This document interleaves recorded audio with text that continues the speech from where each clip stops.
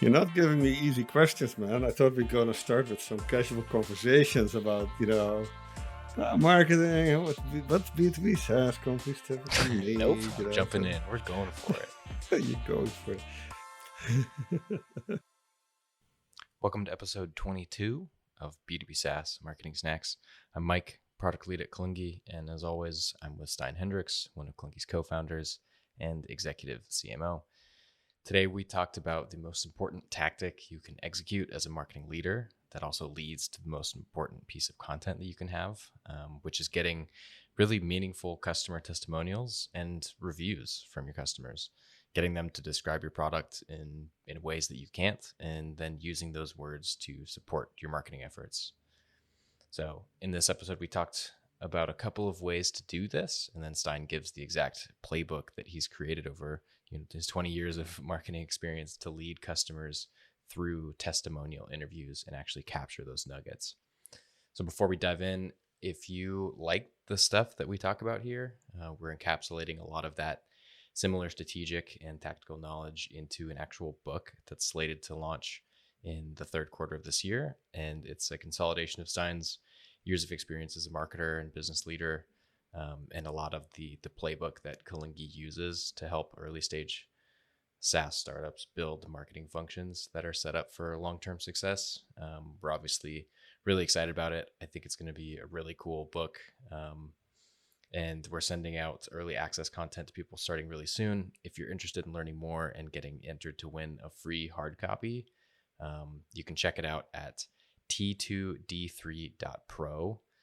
So it's T for triple, 2 for twice, D double, 3 for thrice .pro, t2d3.pro. And if you mention the podcast in the referral field, we'll hook you up with 2 entries into the book giveaway. So you get an extra one in there just for being a listener. And you'll also get one for every person that you refer to the early access sign up. So if they write your name in, you'll get an extra entry. So the more you share, the more that you can win. All right, cool. Let's jump in. Okay, so for today's topic, I had one that is really interesting for me, and for some reason it just sticks out in my head. But when I did when you took me to the first workshop that I experienced with you, you said something, one of the exercises that we were doing with the company that we were working with, where it was an exercise trying to understand who the best candidate customers were that we could reach out to for customer testimonials. And you premised that whole exercise by saying that the most valuable piece of content that your entire company can have is a testimonial. And that's something that's been really interesting. It's stuck with me all this time. And I have definitely regurgitated it more than once in client meetings and in internal meetings as well. And it's something that I stick to. And I find it really interesting. I think there's a lot of different components that make up testimonials. So I'm wondering if we could dig into that a little bit. I'm most specifically curious about how you initiate them, who you ask to get them, and what you ask to get them. No, that's a great way to structure the conversation of this really, really big topic.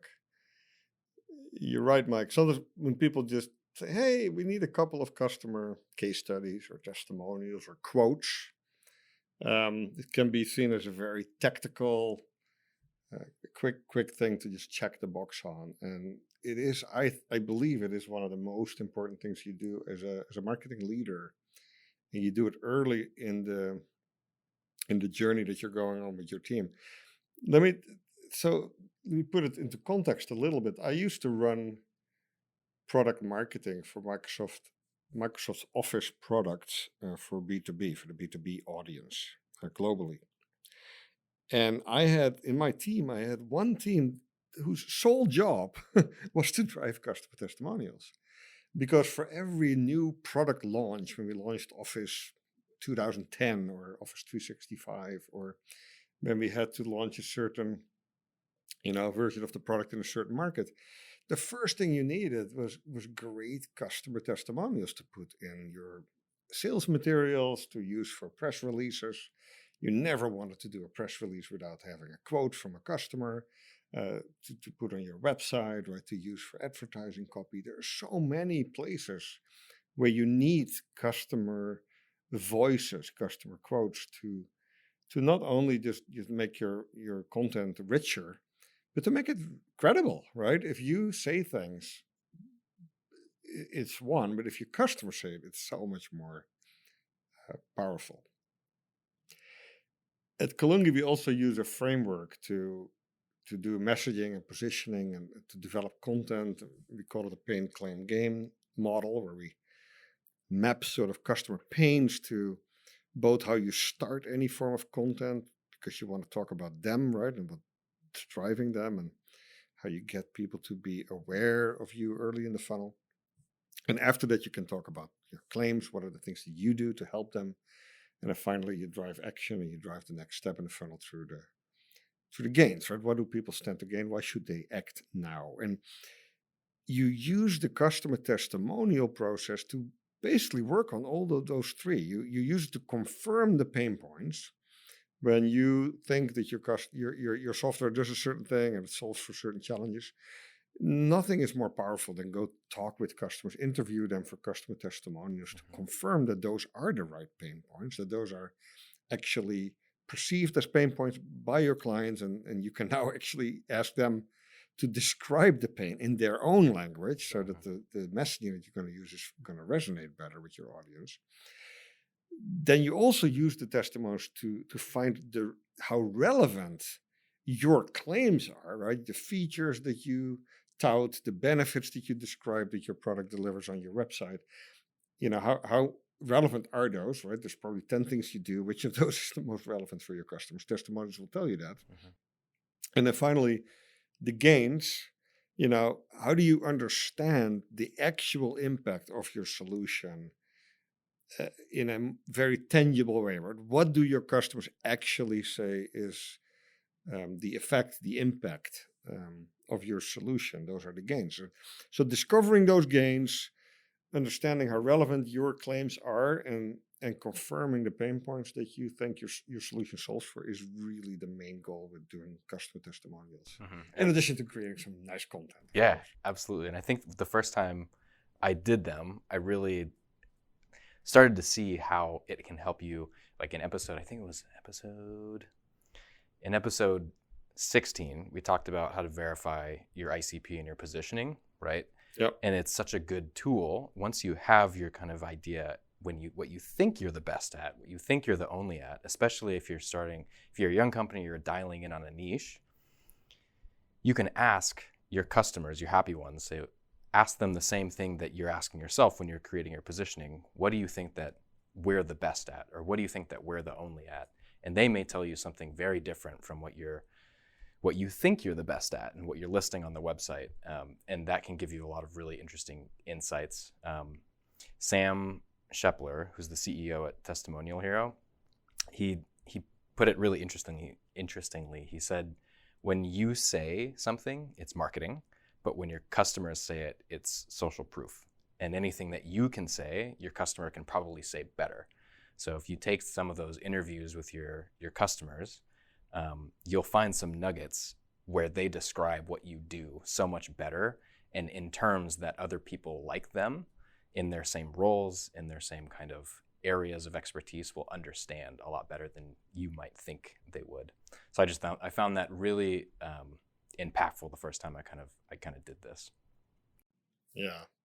I had another example. Actually, it's very timely, Mike. I think I shared this with you yesterday.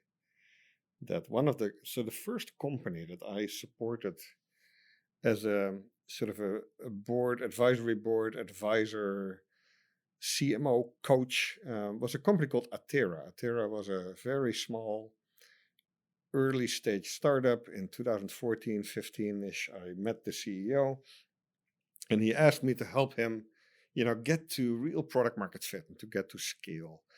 And I helped him only with a couple of things, with his website, some of the messaging and content on the website, the initial press release. We did some work on his investor deck. And all of those things started with me interviewing a couple of his customers. And those interviews are still on the website. They are still, there's quotes there. And they went on last year, so now we're 2020. He raised his Series A. He's actually raising a Series B right now, this week. I just heard about that. And they're definitely on that T2, D3 growth track. And if I look back, it really started with a couple of testimonials. And then, of course, having a great product, right, that allowed us to do those testimonial interviews. But it cannot be underestimated how critical these are. I have one more story, and then we can talk about the tactical component of it, like how to actually get them, the plays, so to speak. But so we have a HubSpot theme in the asset marketplace, and one of the kind of core strategies that I had, we have a little peek into the back end. We have a small team that's developing it, I think, relative to some of the other themes that are in the marketplace. So one of the things that I wanted to do when we launched the theme was to get as many downloads and reviews as possible, so that it showed up as one of the highest reviewed themes. The things that I know that we are very good at is solving unique problems for some of the modules and doing it specifically for B2B SaaS. So one of my strategies was to, whenever someone had an issue with the theme or ran into a challenge, if somebody came into my inbox and said, hey, I'm struggling with this module, or I'm not sure how to make this work, can you help me with this? We were very quick to respond and to make sure that those people were happy. And when they were happy, we were very diligent about asking them for reviews. And now, as a result, having come late into the asset marketplace, competing against themes that had been there, 6-8 months prior to us, we now have the highest rated, depending on when you listen to this, it may change, but as of right now, we have the highest rated, HubSpot theme in the asset marketplace. So that's really cool. And now it's also something that we can use in our positioning, right? Like that is it's a tag that we can kind of latch onto and use in our marketing materials as well. And all of those testimonials, the phenomenal ones where people are saying, this is the best theme for B2B SaaS, it's going to help us re-platform our entire website in 2 weeks. Like those are the things that are going on the product page, and they're writing our copy for us. Congratulations with that, by the way. It's just such an amazing job that you guys did with that theme in the marketplace. And it made me think one last point on this before you jump into how you actually do this. It cannot be underestimated also the value that having these interviews, and even if the purpose is doing customer testimonials, how it also helps you develop your product and make your product better. Sure. It forces you to have these conversations that are really about how the product is creating value. And with most of our clients and the people we work with being really still often in seeking MVP, minimum viable product, or getting to product market fit, or improving their product market fit, if you're in that stage, there's nothing more powerful than what you experience with Atlas as well, as these interviews helping you make the product better and nailing those really killer features 100% that make people want to tell others about it. That's a great point. Every one of those scenarios was an opportunity for us to put something into the backlog to make the theme better, and then also, if we were able to solve the problem for them, to capture, a piece of content, a review that also, it's evergreen, like it's always going to be there. And it's, So how did you get those reviews? How did you, of course, you build a great product. Yeah. But then how do you kind of nudge people to give you the gift of the review and the feedback? So if I had to guess, I would say that about 50% of the reviews on our listing are from instances where someone reached out with a problem. They said, hey, I'm struggling here. This feature is broken. On mobile, this is showing up weird, whatever it was. We were really diligent in capturing those. And even if we didn't have an answer right away, just explaining, setting an expectation for when we would, or, hey, this is going into the backlog. Thanks for bringing it up. I appreciate you being a user, part of our community. Check back in a week and we'll release an update to the theme. In most cases, we are able to solve people's problems And whenever somebody expressed some kind of gratitude or happiness, that's a perfect time for me to then come in and just a gentle ask. Hey, I'm so glad that this worked for you. If you're up for it, a review from you on our marketplace listing would go a long way in supporting us. And in most cases, this is a customer success lesson, I guess, as well. You're building a relationship with that person, and that person is thanking you. If I can capture the right people when they're happy, I can almost always get them to express that content. So that's one component. So it was turning problems into praise.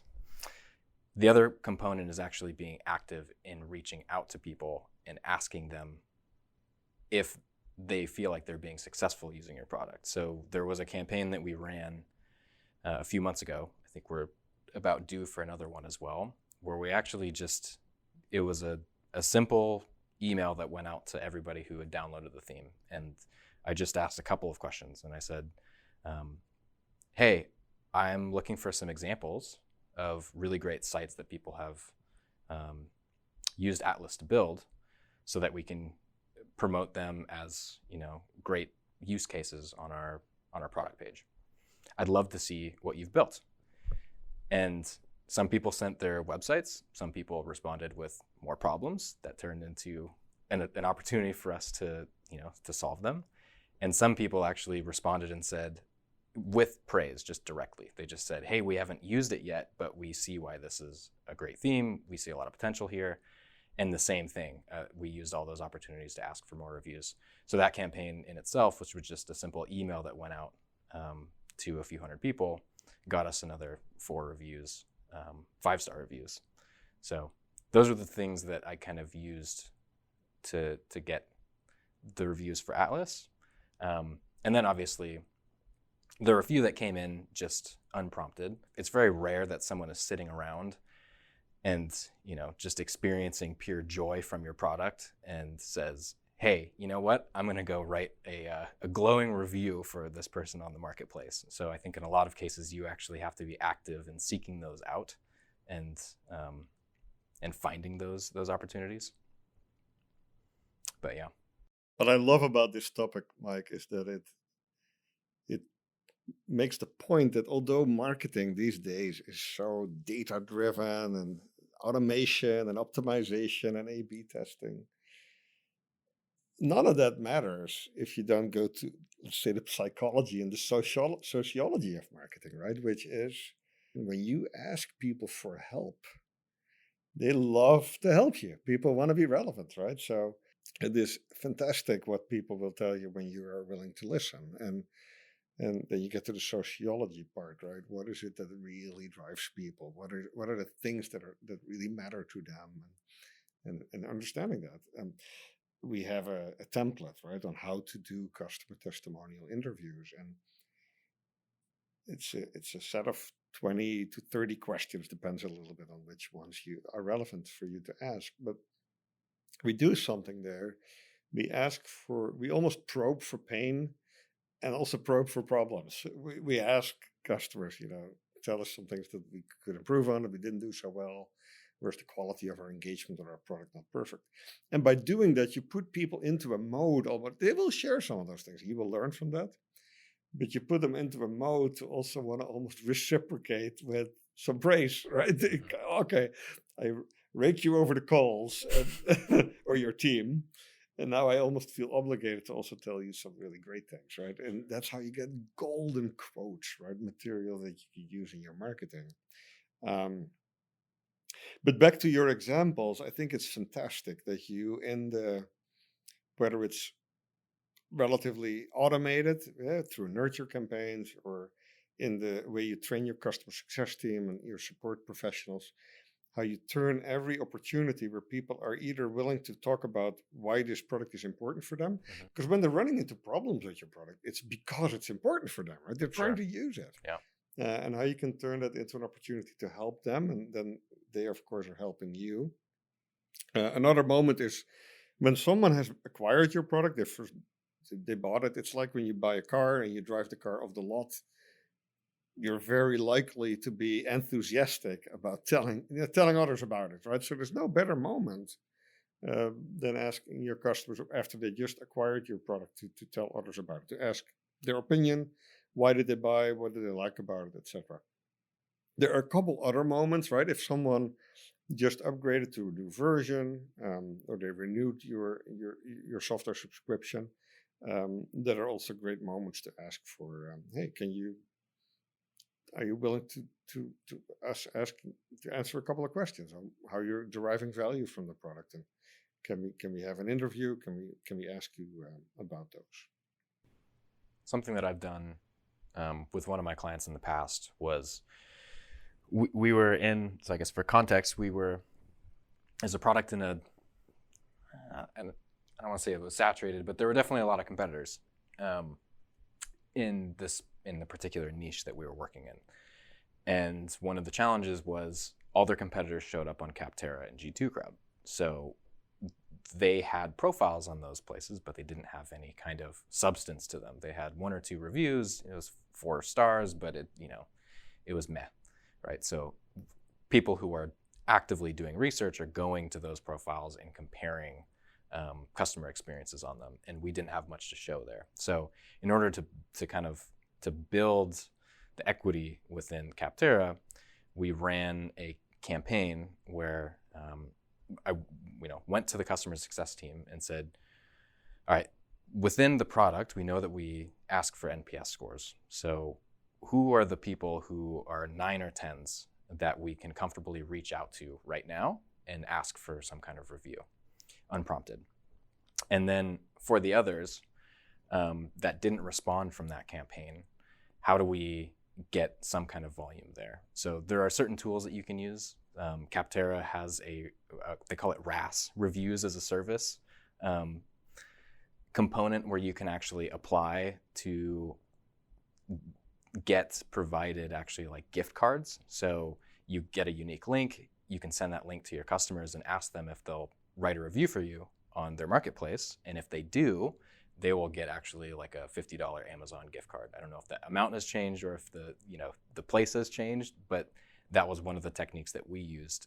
And that was very effective in at least getting 10 reviews up. And they're getting it from Capterra, not from you, so they're Correct. more likely to be objective.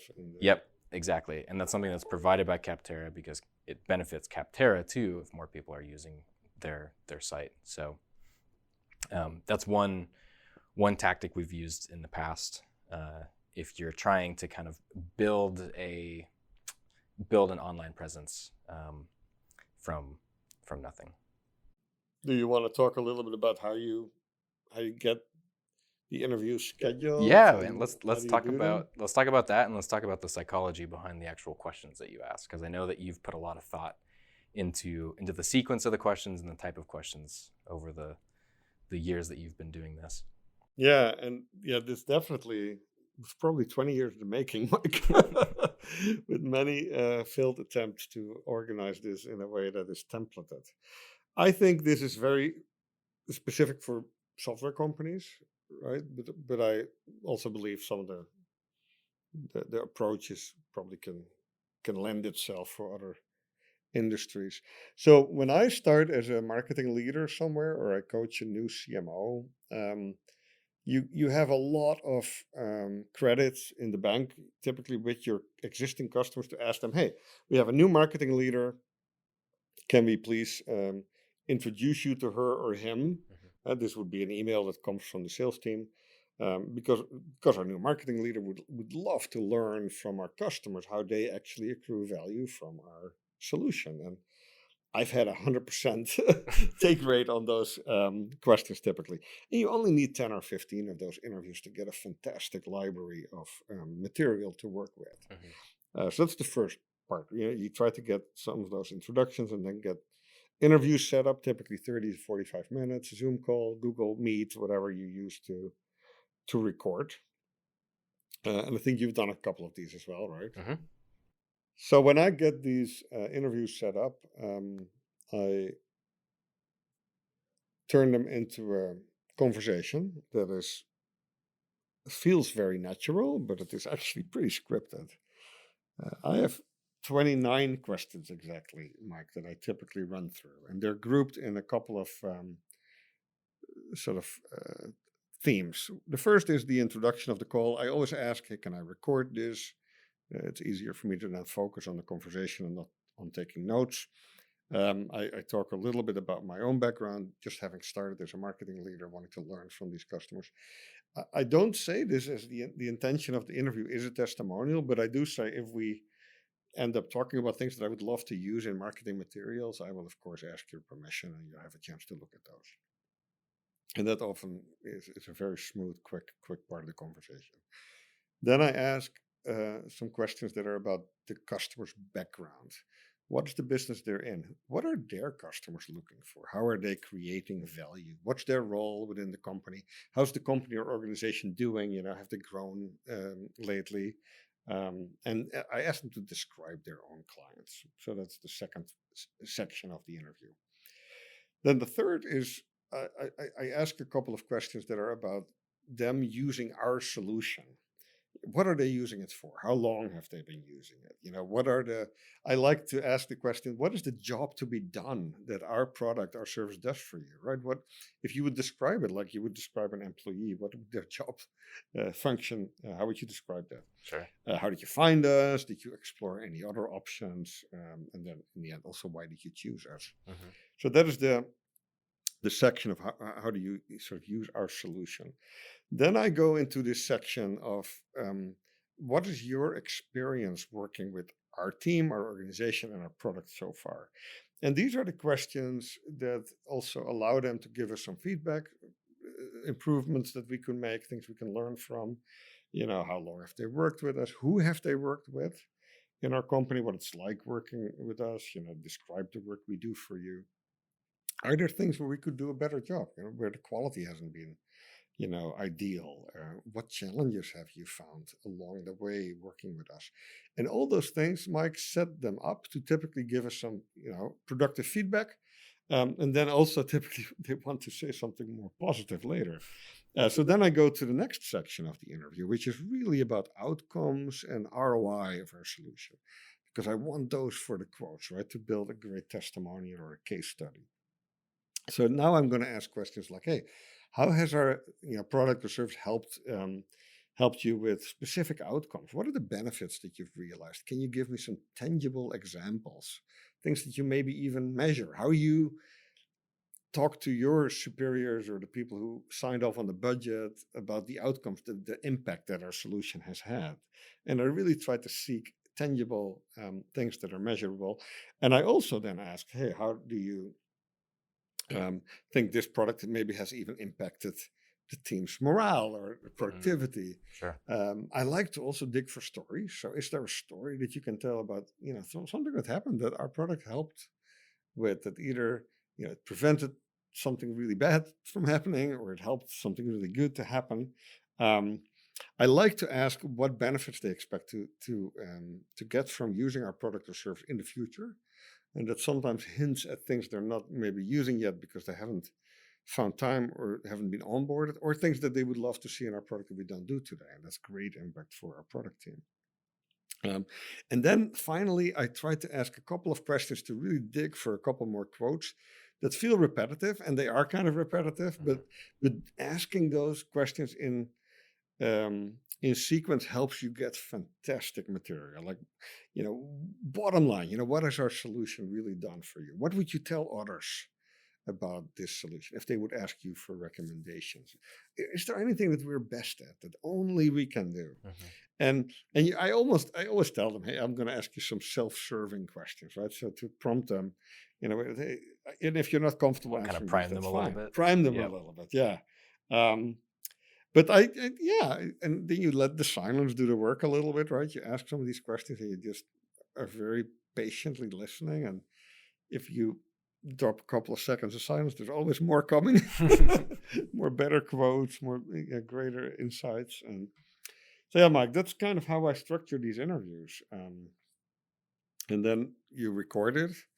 You send the recording to a transcription service like Ref, for example, and it's really easy to turn them then into a beautiful customer testimonial with a couple of quotes, and then share it back with the customer and say, hey, I learned a lot from our conversation. And I took the liberty to write it up. I will not use any of these materials, of course, without your consent.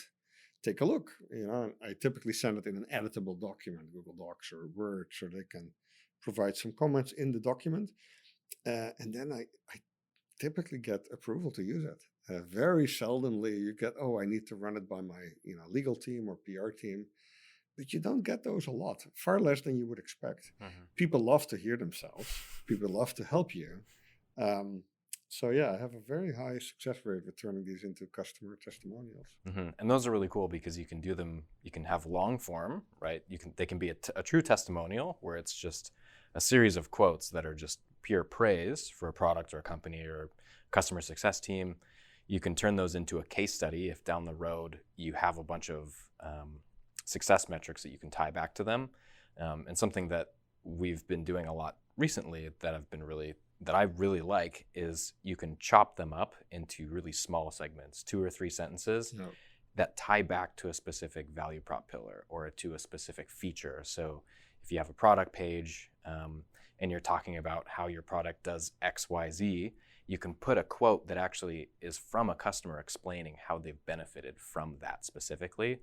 And it's a really, really cool way to not only just say that your product does something, but really illustrate it through the words of your customer. So I found those extremely helpful. You can do so many different things with them. And going back to the original point, that's one of the reasons why I think it's your most important piece of content. So, yeah. Well, what you just said about organizing the quotes and using smaller pieces makes me think at Microsoft, we had actually a big spreadsheet that had quotes we had marketing teams in 87 countries at some point. So imagine that a lot of those have different languages, right? Or different, cultural angles of how you want to do marketing or different themes that were important. So you almost want to have quotes for not only every product, every value prop pillar of your product, but then even every language, every market, every industry. So you build this big sort of grid that it doesn't have to be as big as we have it at Microsoft, but that has a quote for every industry that you're trying to service, every type of persona, maybe every part of your value prop. And then you can also focus future interviews with new customers on the gaps that you have on that map, right? Things where you don't have a quote. I don't have a quote for the financial services industry. So let me focus on getting some testimonials, interviews with customers in that space and fill the gaps in my map. Yeah, no, that's great. Yeah, so to wrap, Mike, this is if you have only one tactic as a marketing leader to go do, it is go interview some of your customers, write it up as testimonials, and use that as the starting point for your email campaigns, your press releases, your product pages, your landing pages, your website materials, your sales collateral, everything.